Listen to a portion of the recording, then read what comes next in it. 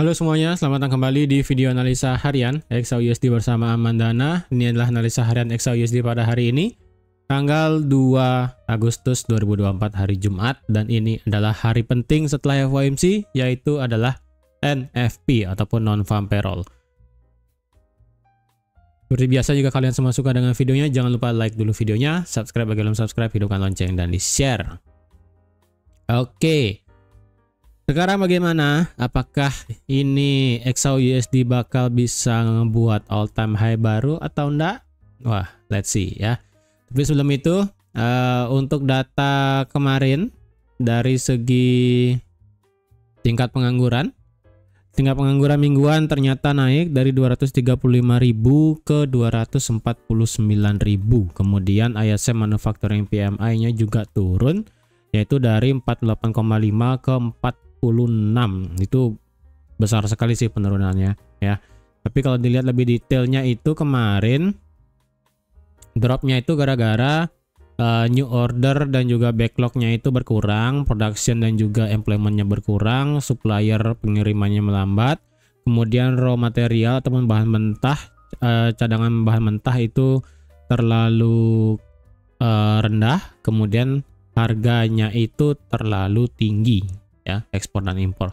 Jadi bisa dibilang dari segi manufaktur itu benar-benar jelek sekali ya, karena tidak ada order baru, kemudian production dan juga employmentnya berkurang, kemudian juga raw materialnya ataupun bahan mentahnya itu juga berkurang. Jadi memang dari segi manufaktur itu tidak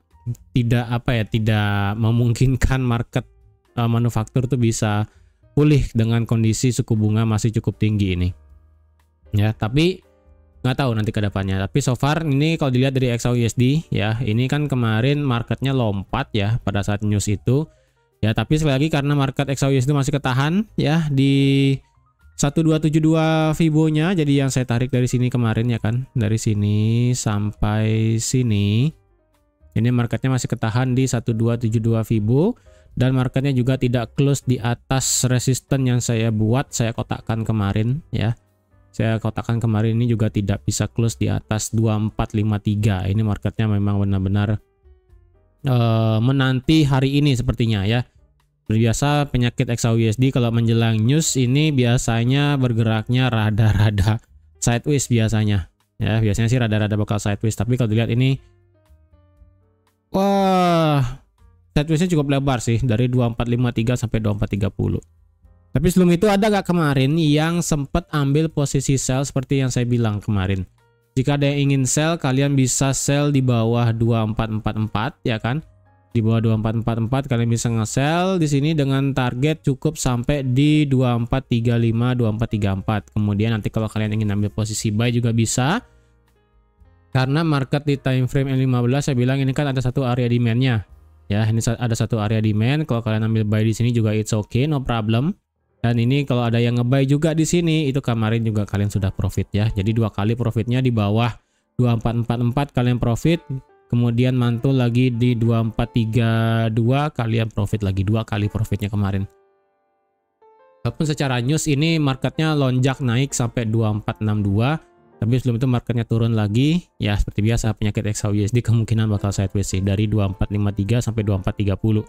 Ini range-nya cukup besar, 233 pip ya, 233 pip. Oke, sebelum saya ke teknikal dulu.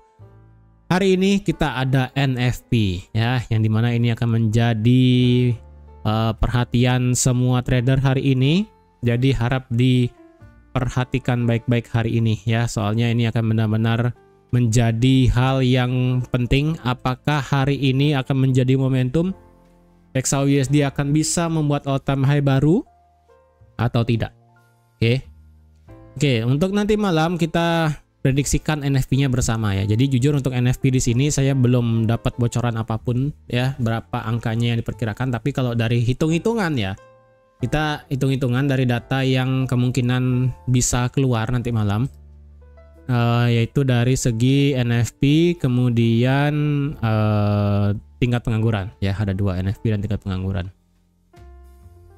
Untuk dari segi NFP sendiri, kalau kita lihat dari komponen yang berpengaruh kemarin ya, itu kalau kita lihat government payroll-nya itu naik sebelumnya ya dari 25 ke 70, tetapi manufacturing payroll itu kita lihat menurun drastis, sedangkan non-farm payroll private-nya itu turun drastis juga, dengan kondisi tingkat pengangguran mingguan itu, mana dia kemarin ya, tingkat pengangguran mingguan itu mengalami mana bulan Juli berarti 238, 222, 243, 235, berarti bulan Juli ini tingkat penganggurannya ini turun, naik lagi, turun lagi. Berarti tingkat pengangguran diperkirakan akan flat ya.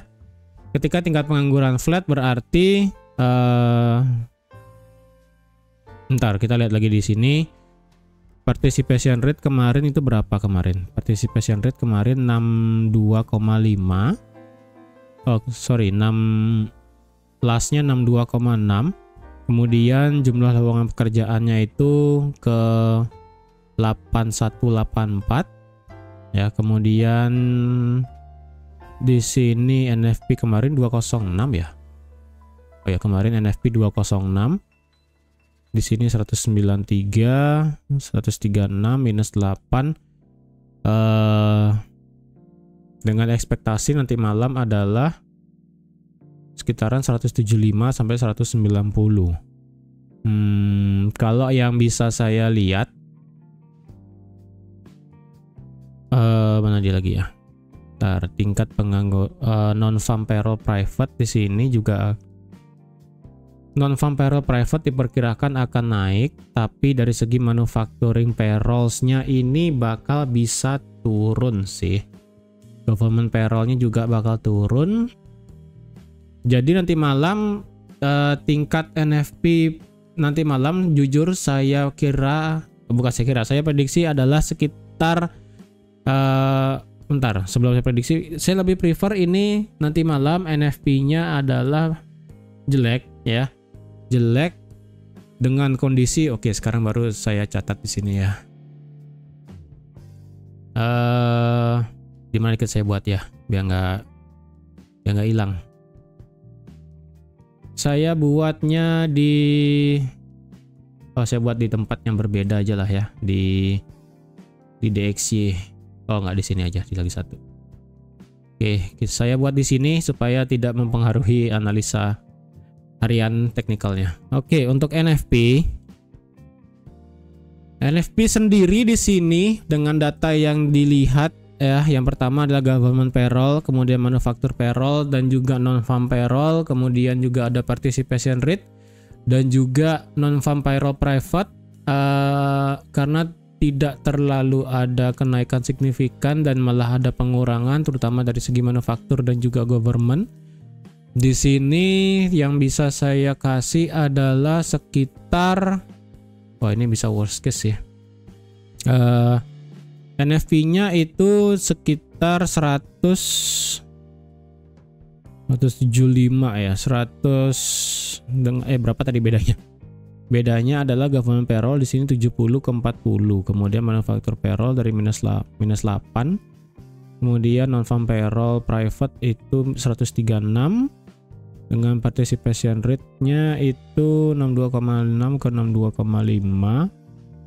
Tingkat pengangguran sekian, ini 30 berarti 21817 ya, berarti NFP-nya berkisar antara 170k ya, 170k sampai 100.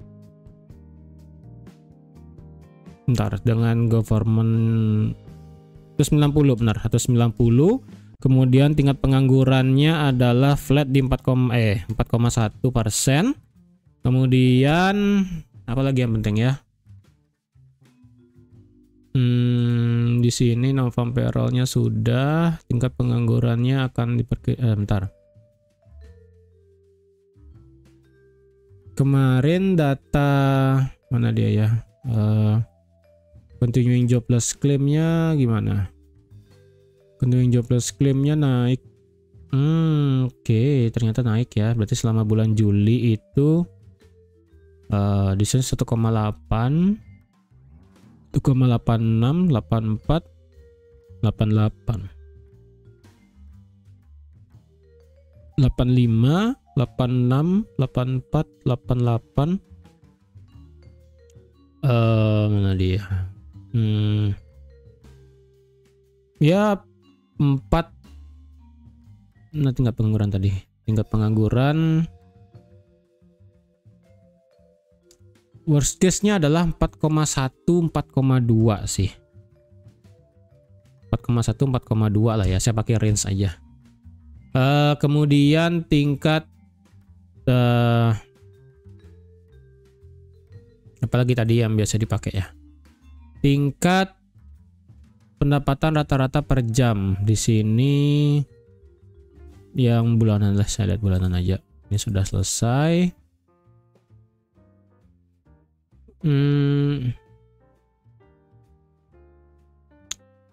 Di sini employment cost index-nya berkurang. Ini full time employment berkurang, government payroll-nya naik. Payroll-nya naik. Labor cost-nya naik. Productivity naik. Wage-nya naik. Wage in manufacturing naik.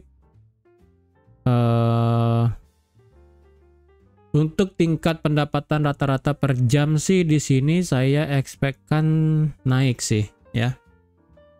Naik. Untuk yang ini average bulanan ya. Berarti apa disingkat dikit ya. AHE ya, AHE lah bahasanya. AHE yang man of month di sini saya perkirakan adalah dari 0,3, di sini kan 0,3, 0,3. Jadi kalau saya pribadi dari 0,3 ke 0,5 ya, karena wage-nya naik. Kemudian AHE year on year ini karena bulanannya naik berarti tahunan juga akan naik dari 3,9 sebelumnya ya. 3,9. Bentar, kalau yang tahunan apa relate-nya? Kalau yang tahunan relate-nya adalah weekly hour-nya flat. Oke, weekly hour-nya flat ternyata. Weekly hour flat, hourly earning kemarin turun ya. Oke, ini turun juga. Previous 0,4, 0,3. Oh, bentar. 0,3. Weekly hour 3434. Oh sama ya, wage-nya turun. Benefit turun. Bentar, kok beda di sini? Ini cost-nya turun. Secara cost turun, tapi cost wage-nya di sini turun juga. Labor cost-nya naik. Non-farm productivity-nya naik. Part-time-nya naik. Unit labor cost-nya turun, wage-nya di sini naik. Ini juga naik. Berarti naiknya nggak banyak sih. Sorry, hilang. Berarti di sekitaran 3,9 ya, 3,8 turun, walaupun turun 3,8 3,9 lah ya. 3,8 sampai 3,9 persen ya, ingat satuannya persen. Oke, jadi silahkan di catat, bisa di pause dulu videonya. Ini untuk NFP nanti malam datanya ya. NFP saya pribadi 170 sampai 190, tingkat pengangguran 4,1 4,2, tingkat pendapatan rata-rata per jam 0,3 0,5, kemudian tingkat pendapatan rata-rata per jam tahunan itu 3,8 sampai 3,9%. Oke, jadi ini silahkan dicatat. Nah, sekarang saya ke teknikalnya. Oke, teknikal sekarang. Ini adalah penutupan weekly ya. Ingat monthly di sini masih flat, belum jelas karena atas bawah ekornya sama ya. Atas bawah ekornya sama, jadi lebih baik kita menunggu 1 minggu ke depan untuk melihat apakah market mau buat turun dulu atau naik dulu. Sekali lagi ya, kalau saya mau membuat all time high, setidaknya dia meretest di setengah dari body candle atau sepertiga dari body candle.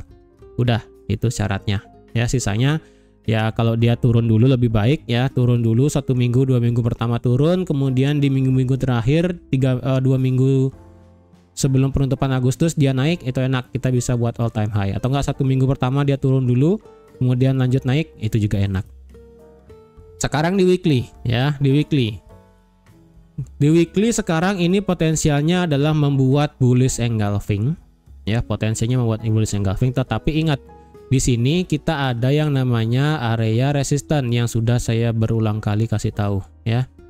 Di sini adalah area resistance yang kalian bisa gambar, karena selama beberapa minggu ke belakang ya, ini kayaknya dari sini deh ya, yang ini all time high di sini dan all time high di sini digabungkan, maka didapatlah didapatlah resistance weekly. Jadi resistance weekly ini selalu di-respect dari semenjak dibuat di bulan April ya. Di-respect di tanggal 13 Mei, kemudian di tanggal 20 Mei, 8 Juli, 15 Juli dan 22 Juli.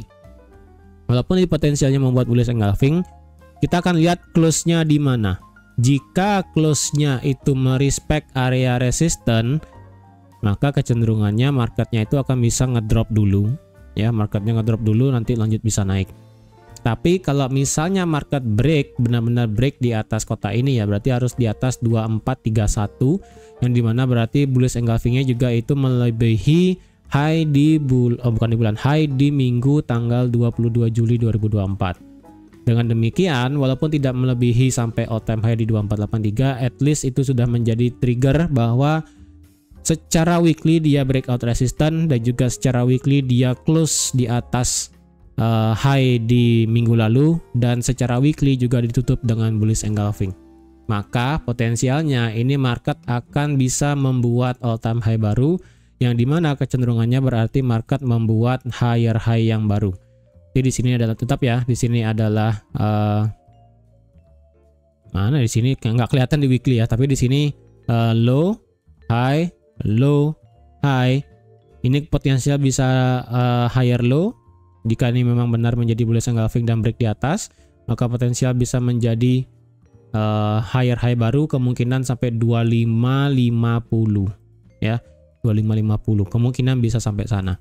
Karena secara weekly kalian tarik Fibonya dari sini, dari all time high sampai dia, kalau memang ini benar adalah higher low, maka didapatlah 1618 di 2565. Walaupun tadi saya bilang 2550 sih ya, beda lagi 100 pip ya, beda lagi 100 pip, tapi mepet it's okay lah, karena ini kan time frame-nya weekly. Oke, jika memang close-nya di atas itu. Nah, kalau tapi ya, kalau close-nya ini di sini, close-nya itu di 2415 close-nya, mungkin NFP-nya bagus ya. Saya pribadi kan tadi bilang NFP-nya jelek, tapi kalau malah NFP-nya bagus, maka itu beda cerita. Maka kemungkinan ini akan bisa ditekan ke bawah. Dengan penekanan ke bawah, maka kemungkinan harga bisa close di 2412 atau enggak 2417 atau enggak 2420. Kalau saya sih pribadinya, kalau market itu pengen close yang bagus adalah sekalian jangan di area resistannya. Kalau bisa close-nya itu di bawah area resisten, berarti harus di bawah 2417. Ya sekitaran 2415, 2411 itu masih oke, nggak masalah. Tapi kalau misalnya dia berhenti di 2424, nah itu bahaya, karena memang ketika marketnya berhenti di sini, ya ini berhenti di area resisten tuh rada bahaya soalnya, karena itu mencerminkan marketnya itu diem ya, tidak membreak suatu zona, dia tuh berhenti tepat kayak orang tuh berhenti di garis stop itu loh. Dia tidak lewat, dia tidak di bawah di sebelumnya gitu. Kalau tutup di 2420, pokoknya kalau tutupnya di antara 2417 sampai 2431 itu rada berat. Kemungkinan saya perlu ke daily untuk melihat di mana yang lebih jelasnya. Tapi yang penting kalau tutup di atas ini, di atas 2417 dan di bawah 2431, yang kita bisa lihat hanyalah itu sebagai bullish engulfing. Ya, bullish engulfing aja. Dan kemungkinannya sekali lagi masih bisa membuat all time high juga. Kalau ini malah flip bearish ya, ini sih kayaknya rada berat ya. Kalau sampai ini hari marketnya ini flip bearish, ini memerlukan kekuatan 532 pip, tapi who knows ya kan. Tapi enggak ya, nggak tahu lah ya. Kalau sampai ini flip bearish, wah ini saya kemungkinan bakal benar-benar melihat monthly itu akan mengambil setengah atau mungkin setengah lebih ya, hampir 7/8 dari body candlenya sebelum lanjut bearish, sebelum lanjut bullish. Karena kemungkinannya kalau ini sampai flip bearish, maka minggu depan kita bisa melihat penurunan sampai di 2340. Ya, itu problemnya. Tapi kalau flip bearish, tapi ini kan flip bearishnya perlu kekuatan lagi 500 pip ya, 500 pip. Itu rada berat, tapi apa satu hari mungkin aja ya NFP drop langsung 400 pip 300 pip mungkin aja. Kalau memang NFP-nya nanti malam itu keluar 250.000, tingkat pengangguran 4%, kemudian tingkat pendapatan rata-rata per jam 0,5 seperti yang saya bilang di sini, dan tingkat pendapatan rata-rata per jam yang tahunan 4%. Wah, itu XAUUSD drop langsung bisa ya, langsung drop signifikan ke bawah itu. Ya, tapi kan kalau memang itu yang terjadi, kalau misalnya benar yang saya buat analisanya yang dimana memang jelek, ya berarti kita bisa membuat all time high baru itu ya. Itu secara weekly resistannya di sini harap diingat, karena kita perlu candle close di atas weekly resistance sekalian kalau ingin membuat all time high baru. Sekarang di daily ya, di daily kita tidak bisa melihat resisten yang jelas sebenarnya. Kalau kalian mau pakai resisten yang terakhir hanyalah di sini sebenarnya. Ya, ini hanyalah sebagai area resisten doang. Sorry, salah. Ya, ini sebagai area resisten, become supportnya yang ada di sekitaran 2425 sampai di 2414 ini ya, resisten become supportnya. Kalau kalian mau pakai resisten yang paling tinggi di sini itu belum ada ya. Kalau kalian cuma buat kotaknya ini doang, ya ini sudah tidak fresh ya. Kalau kalian cuma pakai ekornya doang di atas di sini, ini sudah tidak fresh karena market sudah ngambil kemudian turun. Jadi power untuk bisa mental ataupun membuat penurunan ketika market naik sampai ke 2474 kayaknya rada berat. Ya, intinya di daily kita punya satu, kita nggak perlu lihat jauh ke belakang ya, kita cukup ngelihat di sini aja. Di sini kita jelas punya satu area resistance become support ya, yang ada di harga 2413. Oke, yang ada di harga 2411 ya, 2411 atau 2413 ya, bebas sekitaran inilah ya. Intinya itu areanya adalah dari 2409 sampai 2417. Ini adalah area resistance become supportnya. Jadi kalau market gara-gara NFP itu market turun dulu sampai sini, kemudian balik naik gara-gara NFP-nya mix ya, kemungkinan bisa buat all time high baru. Ingat ya, seperti biasa NFP ini yang kita inginkan adalah hijau-hijau semua, merah-merah semua, jangan sampai ada yang mix. Apalagi bercampurnya 3 warna, ada yang hitam, ada yang merah, ada yang hijau. Wah, itu benar-benar marketnya bingung ya. Ketika sampai ada 3 warna kayak gitu, kemungkinan ya udah kalian sebaiknya jangan trading pada saat NFP. Kecuali merah-merah semua kalian bisa instant buy, hijau-hijau semua kalian bisa instant sell. Itu enaknya. Ya, apalagi kalau jarak dari warna hijaunya itu ya besar-besar. Contohnya misalnya NFP Saya NFP-nya nanti malam kan di sini data sebelumnya 206, perkiraan 175 atau 190.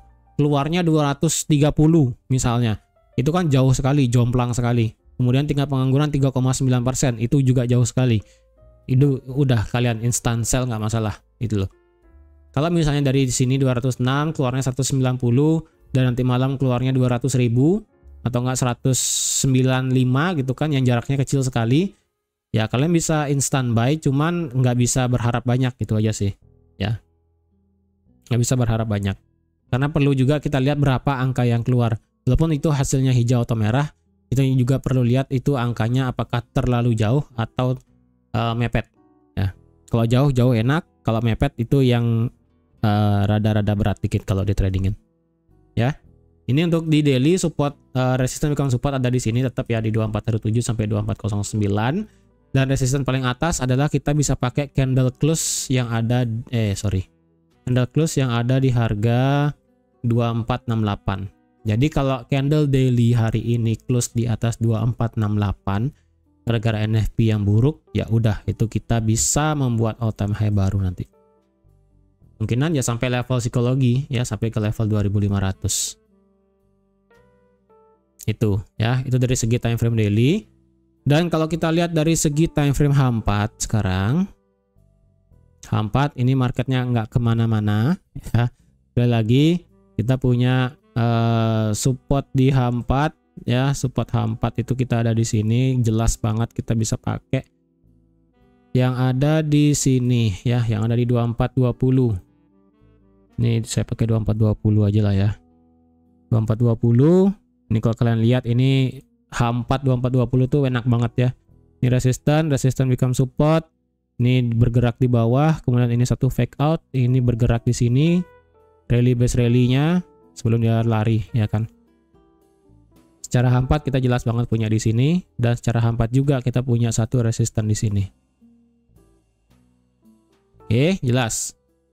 2420 sampai 2455,5. Ya, atau enggak 2455, kalian boleh ini tulis ya, it's okay, nggak masalah ya. Berarti 2420 sampai 2455 ini adalah range yang lebar memang.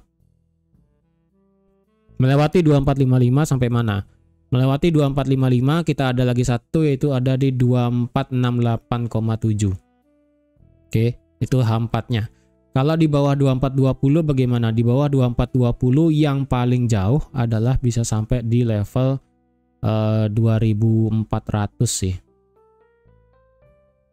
Ya nggak pas banget, tapi ini bisa dipakai lah ya. Mepet dengan psikologi number. Ya, walaupun nggak perfect amat, maksudnya nggak perfect tuh yang di sini. Sorry. Ini nggak perfect amat, ini juga nggak perfect amat. Ya, ini sisanya perfect. Ini bagus ya kan? Ini bagus gitu. Ada error cuma 2, tapi ya oke lah, bisa dipakai karena ini juga angka bulat 2400. Oke, jadi ini level H4-nya 2455, 2468, 2420, 2400. Di tengah-tengah H4 kita bisa di tengah-tengah 2455 dan 2420 untuk sekarang yang bisa kita pakai adalah level ini. Ya, level ini. Karena kalau dilihat ini ya bisa dibilang di respect. Ini juga di respect oleh market yang ada di harga 2432. Saya genapkan aja ya, 2432. Oke, 2432. Ini pas banget di pucuknya, kemudian di sini pas juga di sini. Oke, jadi ini adalah key levelnya yang perlu kalian tahu supaya tahu arahnya kemana nanti ya. H1, ya udah. H1 kejebak ya, 2432 sampai 2455 yang tadi saya bilang. Ini marketnya berarti akan bisa bergerak sideways sejauh 232 pip menjelang NFP. Ya, menjelang NFP kemungkinan ini bakal bisa bergerak sideways. Untuk area demand masih sama seperti analisa kemarin ya. Untuk area demand masih sama analisa kemarin. Yang pertama adalah area demand yang saya perlukan, yaitu di sini. Kemudian yang kedua adalah area demand yang di sini. Kalau area yang di sini, kenapa saya tidak pakai area demand yang di sini? Karena ini bisa dibilang bukan area demand. Ini lebih cenderung kepada area liquidity di sini ya. Ini area liquidity. Jadi kalau ini marketnya mau turun, sekalinya turun dia akan bisa menghabiskan 1 2 3 level liquidity, dan di sini liquidity dan di sini ada demand, kemungkinan dia akan nge-swipe semua liquidity masuk ke area demand tipis aja, dia baru bisa mantul. Nah, dengan demikian baru nanti harga bisa naik kalau memang marketnya itu mau turun ya. Karena ini level yang nggak bisa kalian pakai sebenarnya di 2420 kalau mau nge-buy. Jadi kecenderungannya kalau dilihat di H4 ya, kemungkinan harga itu kalau jika itu turun, dia akan turun, kena demand H1, kemudian dia mental dan tutup H4 kemungkinan di atas 2420. Jika H4 ditutup di 2420, kemungkinan dia akan lanjut naik lagi. Itu. Untuk Fibo sekarang ya, ini trendline udah nggak ada yang bisa kalian pakai trendline-nya sebenarnya. Kalau ada yang pakai palingan dari sini ya, ambil trendline tuh jangan di tengah-tengah, ambillah langsung dari paling bawah di sini sampai sini. Ini trendline, ini masih jauh sekali ya, ini nggak usah lah kalian lihat. Untuk Fibo sekarang di time frame H1, kemarin kan sudah saya kasih tahu cara trik Fibo-nya ya kan. Pertama dari sini sampai sini, dari sini selesai, kemudian marketnya naik ya kan. Kemudian dari sini sampai sini selesai, marketnya sudah di sini, marketnya pindah ya kan. Pindah di sini. Kemudian kalau dilihat ini tidak selesai karena saya pribadi harus turun sampai 38,2 baru itu selesai. Kemudian di sini tidak selesai, di sini tidak selesai, di sini tidak selesai. Di sini ya, apakah ini bisa selesai? Kalau jujur saya nggak, ini kan sudah lewat 23,6, tapi 38,2-nya itu masih di 2425. Tapi market membuat high yang baru, geser lagi nolnya. Udah, ini geser lagi nolnya. Maka yang didapat adalah 61,8-nya ada satu di area demand di sini dan 78,6 ada di 2389 ya. 50%-nya itu pas di liquidity terakhir, level terakhirnya. 38,2 ada di liquidity awal dan 50% ada di level liquidity akhir. Itu. Ingat ya, itu Fibo-nya. Fibo yang bisa dipakai untuk retracement. Untuk Fibo yang bisa dicari untuk extension itu adalah di sini. Ini sudah kena 1272, target terjauh sampai di 1618 di 2480. Ya, 2480. Ingat di sini kita ada satu area original supply. Oke. Di sini ada satu original supply-nya. Jadi kalau kalian mau paskan dengan Fibonacci 1618, itu juga make sense. Tadi kan Fibonacci di 2480 ya. 2480. Itu juga make sense karena ini marketnya ada di puncak tertingginya. Ya, jadi make sense. Jadi tidak ada masalah kalau kalian ingin buy target sampai 2480 bisa. Oke. Jadi ini ya marketnya kalau kalian mau ambil posisi buy dan sell, yang penting ingat area key level tadi ya. 2455, 2432, 2420, 2400, 2468, 2480. Itu adalah key level H4. Dan secara kebetulan juga key level H4 berpapasan dengan key level yang ada di H1. Walaupun nggak perfect amat ya. Ini contohnya, ini nggak perfect amat tapi H4-nya bagus. Ini juga nggak perfect amat tapi di H4-nya bagus, di H1-nya bagus, di sini, dan di sini ada errornya sedikit gitu kan. Ya, it's okay. Kemudian di 2432 pas juga ya. Di sini H4, di sini H1-nya juga bagus. Nah, gitu. Jadi saran saya kalau kalian ingin trade, tunggu NFP-nya keluar dan tunggu salah satu area key level ini dipecah. Ingat kalau di atas 2455 kita ketemu 2468 sampai 1618 Fibo tadi di 2480. Jadi target kalian kalau mau nge-buy silahkan sampai paling atas, it's okay, nggak masalah. Kalau hasil NFP-nya jelek, ingat kita masih ada satu area demand di sini. Area demand ini mepet dengan area key level di 2400 dan di sini juga ada liquidity-nya. Jadi skenario tadi yang sudah saya bilang ya, kalau dia turun ngambil semua level liquidity, menyentuh area demand di H1 dan tutup lagi balik di 2420 secara time frame H4, kemungkinan kita bisa lanjut naik lagi. Kalau demand di sini ya, kalau yang demand di sini apakah bisa diambil?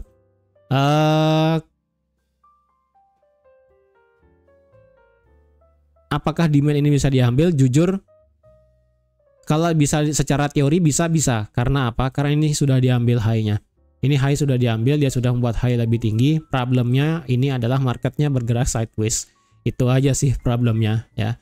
Dia tidak sekalian break ke atas gitu kan. Ini cuma ngambil ekor doang. Tapi kalau secara teori yang saya punya itu ketika sudah melewati high, ya ini bisa dipakai karena ini juga ada bullish engulfing juga ya kan. Ini juga bagus sebagai kriteria demand. Tapi kalau saya pribadi nggak ngambil ya. Biarin aja nih marketnya bergerak terserah sampai NFP nanti malam kelar. Oke. Jadi sekian dulu untuk analisa XAUSD pada hari ini. Jadi ingat ini adalah prediksi NFP-nya. Dan sekali lagi prediksi NFP yang bisa saya berikan itu bisa salah karena saya pribadi ini hanya menghitung data berdasarkan apa yang sudah keluar kemarin ya. Jadi kalau ini salah ya mohon maaf, dan kalau ini benar ya ini bisa dijadikan patokan lah intinya, tapi tidak dijadikan patokan 100%. Oke? Jangan mengharapkan benar 100% dari apa yang saya tulis di sini. Karena yang tahu hasil NFP adalah mereka yang bekerja di bagian divisi tenaga kerja di Amerika ya. Dimana di sini saya cuma hitung-hitungan aja, hasilnya yang saya dapat adalah segini. Dan untuk technical sekali lagi harap diperhatikan level-level yang sudah saya buat di sini supaya kalian tahu nanti kalau pergerakan arahnya kemana, kalian mau nge-buy kemana, kalian nge-sell kemana. Oke? Jadi sekian dulu untuk analisa XAUSD pada hari ini spesial untuk NFP dan sekaligus prediksi data NFP-nya. Terima kasih sudah nonton videonya sampai habis. Terima kasih juga sudah like, share, dan subscribe seperti biasa. Dan sampai jumpa lagi di analisa harian XAUSD minggu depan. Bye-bye.